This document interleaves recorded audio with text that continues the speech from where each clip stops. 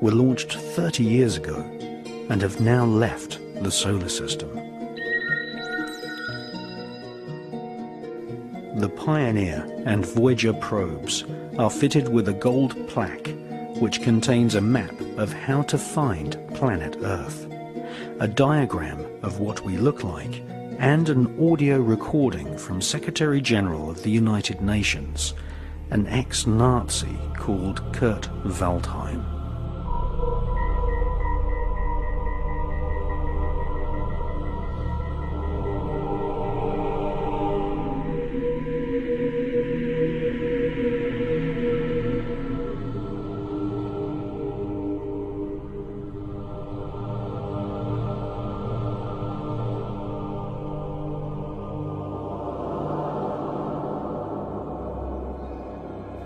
This film is about the scientists and government agencies who have, throughout the ages, kept a very big secret from mankind.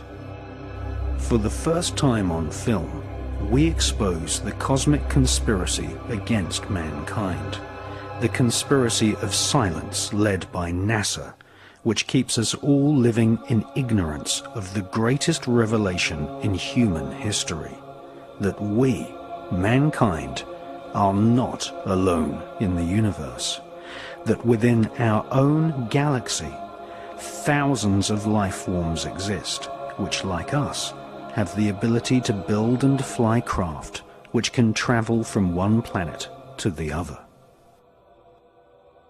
This is the untold story of archaeologists, astronomers, astronauts and scientists who have been airbrushed out of history because they told the truth. The truth is that planet Earth has been invaded by aliens many times in the past.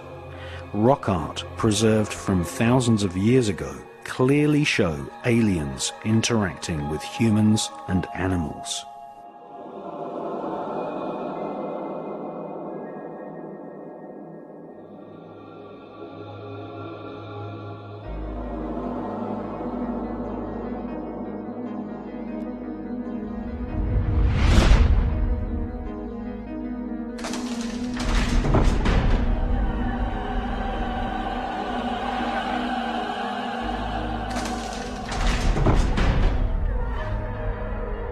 Ancient legends from the Himalayas, Middle East and Americas say that some aliens were benevolent and taught early man how to make electricity.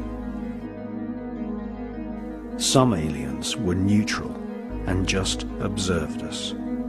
Our biblical forefathers called them the Watchers, and the hybrid human-alien offspring were called the Nephilim.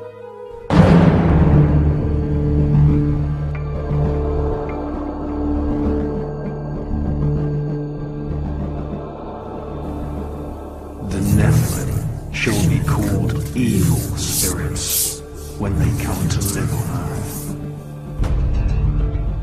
Evil spirits shall exude from their flesh, because they were created from a mixture of mankind and the Watchers who fly above.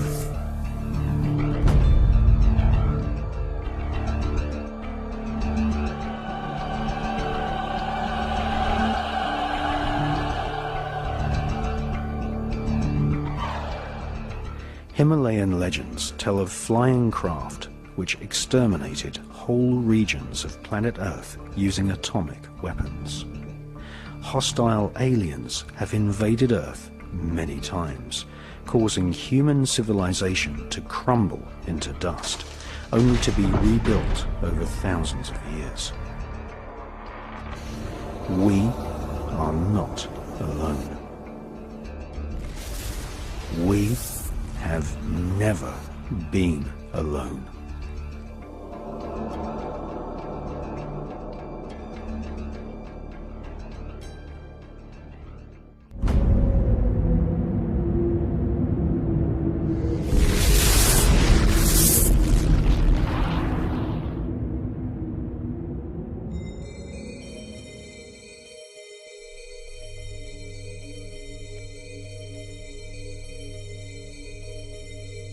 Having been accused of planning the 9/11 terror attacks as an inside job, and having been exposed as a long-time member of the Skull and Bones secret society with macabre rituals, George W. Bush's popularity fell to an all-time low prior to the 2004 presidential election.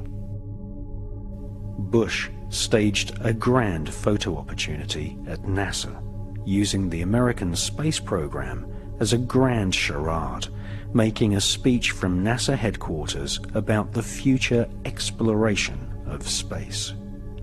But the speech by George W. Bush is not about the exploration of space.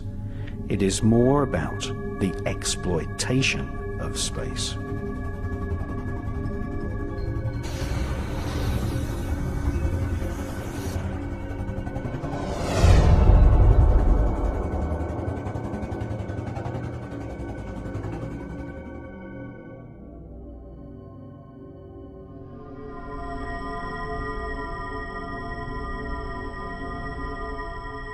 The US government has weaponized space.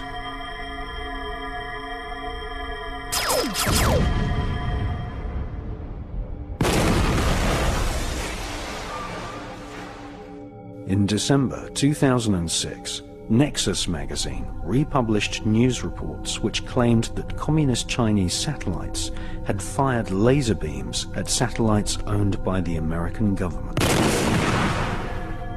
Star Wars are happening right now.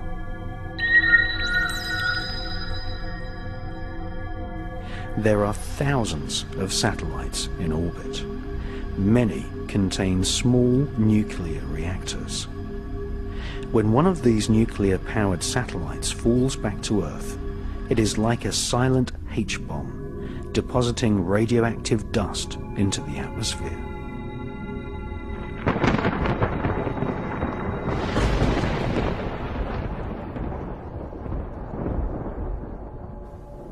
Just 1 pound of plutonium dust deposited into the Earth's atmosphere would kill all living creatures and plant life on the face of the planet.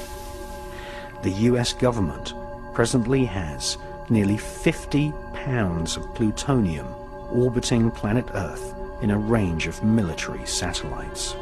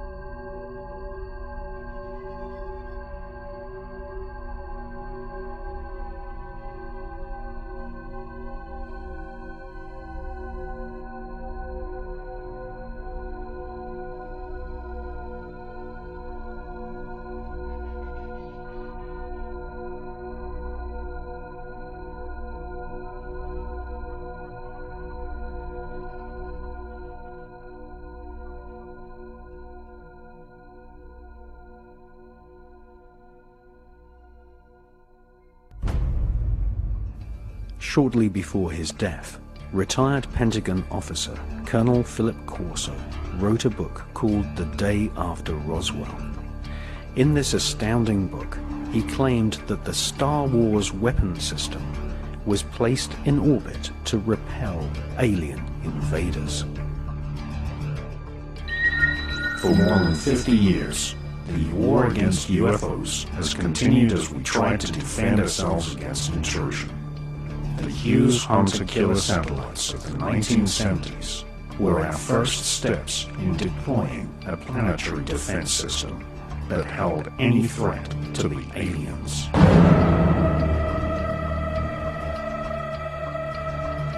The US military has better, more accurate, and more powerful weapons for killing UFOs than were deployed in the movie Independence Day.